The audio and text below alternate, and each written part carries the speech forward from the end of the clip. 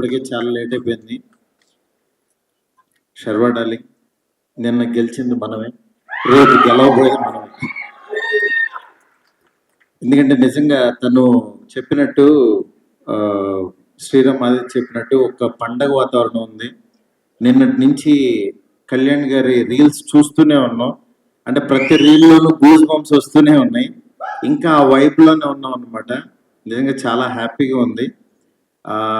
అంటే ఒక ఆంధ్రప్రదేశ్ కానీ రెండు రాష్ట్రాలు కానీ తెలియని ఒక పాజిటివ్ వైబ్లో చాలా ఒక రకమైన హెల్దీ అట్మాస్ఫియర్లో ఉన్నాం.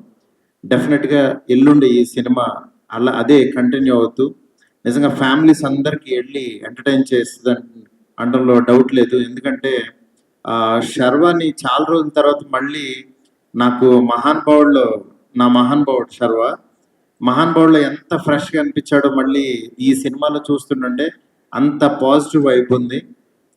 తనతో అంటున్నాను నిజంగా డ్రెస్సులు కానీ అది కానీ ఇంకా ఇంకా ఇంకా యంగ్ అయిపోతున్నాడు రోజు రోజుకి.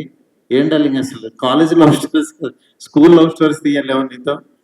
నిజంగా చాలా హ్యాపీగా ఉంది. ఇక్కడ ఈ సినిమాకి కృతి ప్రొడ్యూసర్గా రావడం, పూర్తి బాధ్యత తీసుకుని ఒక సినిమాని ఇంత బాగా ఆడియన్స్ ముందుకు తీసుకురావటం, ఆల్ ది బెస్ట్ కృతి.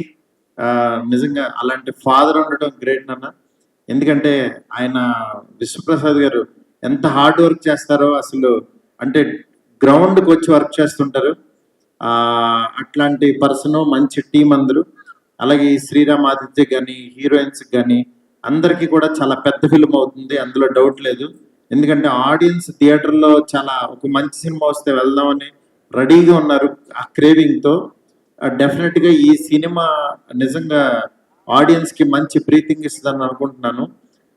ఇప్పుడు వస్తూనే యాక్చువల్గా ప్రభాస్ గారితో మాట్లాడుతుంటే ఈ సినిమా దీని గురించి ఆయన అన్నారు అన్నమాట, ఆల్ ది బెస్ట్ చెప్పమని చెప్పి.